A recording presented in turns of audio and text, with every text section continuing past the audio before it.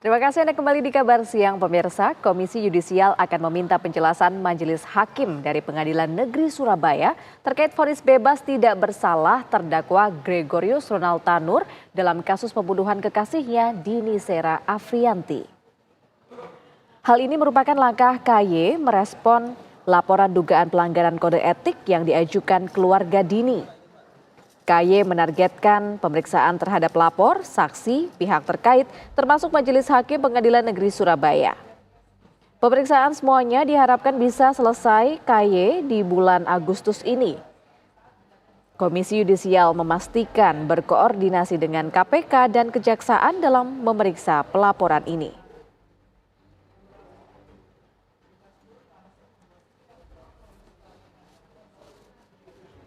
Akan memanggil Majelis Hakim Pengadilan Negeri Surabaya untuk dimintai keterangannya terkait putusan vonis bebas terhadap terdakwa Ronald Tanur tersebut. KY juga berharap Majelis Hakim bisa hadir memenuhi panggilan Komisi Yudisial. Pemanggilan terhadap Majelis Hakim ini sebenarnya merupakan hak jawab atas dugaan pelanggaran KPPH yang dilaporkan oleh pelapor. Jadi kalau hakimnya hadir, justru itu menjadi hak dia untuk memberikan keterangan lebih lanjut, klarifikasi dan konfirmasi. Tapi kalau hakimnya tidak hadir, maka proses akan dilanjutkan tanpa pembelaan atau penjelasan dari Majelis Hakim. Komisi Yudisial hari ini menjadwalkan pemeriksaan terkait laporan dugaan pelanggaran kode etik Majelis Hakim Pengadilan Negeri Surabaya yang dibuat oleh keluarga Dini Sera Afriyanti. Kita akan ke lokasi, pemirsa, ada Adi Mulya di sana. Selamat siang Adi. Adi, ada siapa saja yang hari ini akan diperiksa oleh Komisi Yudisial?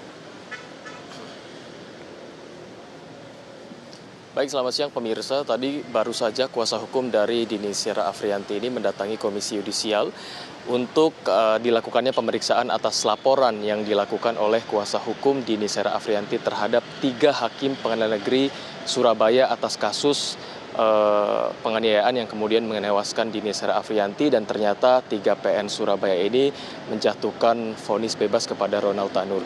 Nah, pemirsa, untuk kuasa hukum tadi telah hadir di Mas Mahura Al-Farik ke Komisi Yudisial sekitar pukul 11.30 dan rencananya kuasa hukum ini hadir untuk memberikan keterangan-keterangan atas kasus ini dan memberikan fakta-fakta hukum yang menurut kuasa hukum ini ketika vonis Pengadilan Negeri Surabaya kemarin dijatuhkan ini tidak sesuai dengan fakta hukum yang ada dan juga ingin membuka keadilan yang sebesar-besarnya terhadap kasus ini. Kuasa hukum Dini Sera Afriyanti juga menilai terdapat disparitas yang jauh antara pelaku dan korban sehingga ketidakadilan ini berpotensi akan muncul dalam kasus ini. Nah, pada ini dan juga pemirsa, untuk kasus ini kuasa hukum yang hadir juga sebetulnya menyatakan tidak berniat untuk mengintervensi putusan hakim yang kemarin dijatuhkan di Pengadilan Negeri Surabaya. Hal ini hanya ingin menyampaikan fakta-fakta hukum yang terlihat kemarin di PN Surabaya, karena memang kuasa hukum ini di Mas Mahura Al-Farik ini kemarin hadir secara langsung di Pengadilan Negeri Surabaya. Dalam kehadirannya ke gedung Komisi Yudisial pada siang hari ini, kuasa hukum hadir hanya memang dari tim kuasa hukum saja, yang semula rencananya akan hadir keluarga korban yakni Dini Sera Afriyanti juga tidak hadir. Kami juga tadi telah mengonfirmasi kepada kuasa hukum apakah keluarga akan hadir, dan tim kuasa hukum ini menyampaikan untuk kali ini yang hadir memang hanya kuasa hukum saja. Lalu mengenai PN Surabaya, 3 hakim dalam kasus ini yang kemarin memvonis di PN Surabaya, sebetulnya pihak Komisi Yudisial ini telah memberikan pernyataan jika akan memanggil ketiga hakim ini dan juga akan dilakukan pemeriksaan yang sesuai dengan prosedur. Namun untuk saat ini belum terkonfirmasi apakah 3 hakim dari Pengadilan Negeri Surabaya ini akan hadir ke gedung Komisi Yudisial atau tidak. Nah, pada ini dan juga pemirsa, seperti diketahui kasus ini kemudian menggegerkan publik karena vonis bebas yang dijatuhkan oleh hakim ketiga hakim dari Pengadilan Negeri Surabaya terhadap Ronald Tanur. Padahal beberapa pihak menilai termasuk kuasa hukum dari Dini Sera Afriyanti ini adalah kasus penganiayaan yang kemudian menewaskan Dini Sera Afriyanti, dan juga vonis ini dirasa membingungkan. Hal inilah yang kemudian melatar belakangi kuasa hukum melaporkan hal ini ke Komisi Yudisial, dan rencananya memang hari ini akan diperiksa dan akan dipertanyakan oleh Komisi Yudisial kepada kuasa hukum Dini Sera Afriyanti tentang apa saja fakta-fakta hukum yang dirasa harus dibuka dan harus diperjelas. Untuk sementara, tim kuasa hukum telah memasuki gedung Komisi Yudisial dari pukul 11.30 tadi, dan saat ini posisinya masih diperiksa oleh Komisi Yudisial di dalam gedung Komisi Yudisial yang terletak di Jakarta Pusat. Untuk sementara demikian, Fahada Indi, kami kembalikan kepada Anda di studio.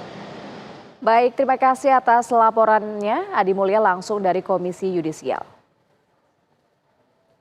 Pemirsa, keluarga korban mempertanyakan keputusan majelis hakim yang memutus bebas Gregorius Ronald Tanur karena tidak terbukti membunuh Dini Sera Afriyanti. Padahal dalam rekonstruksi polisi terungkap terjadi peristiwa mobil terdakwa melindas korban di parkir basement usai keduanya berkaraoke.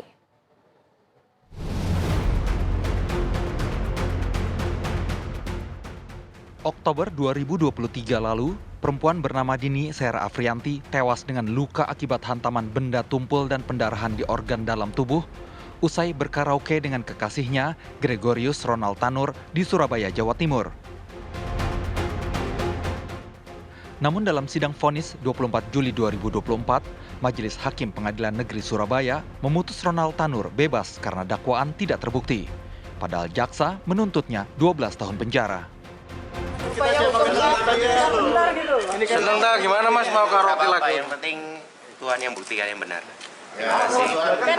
Kan sudah ditahan berapa lama? Sudah ditahan begitu lama. Ada mungkin upaya hukum melakukan gugatan? Kenapa? Semua saya serahkan pada kuasa hukum aja. Diserahkan kuasa hukum. Keluarga korban langsung mempertanyakan keputusan majelis hakim yang mengabaikan tuntutan 12 tahun dari jaksa penuntut umum. Sangat kecewa, sangat kaget gitu ya dengarnya, kan kemarin ya 12 tahun penjara, tapi sekarang tahu-tahu dapat kabar dibebaskan. Ya, kami udah konfirmasi sama pengacara, hakimnya juga mau dilaporkan sama pengacara kami.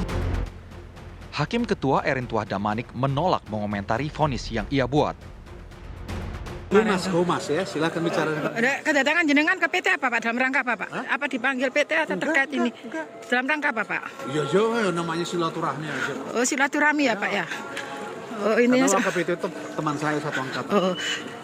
Pak, terkait putusan kemarin tuh gimana? Tanya tuh Mas. Oke, siap. Buktinya sudah ada dalam pertimbangan itu semua.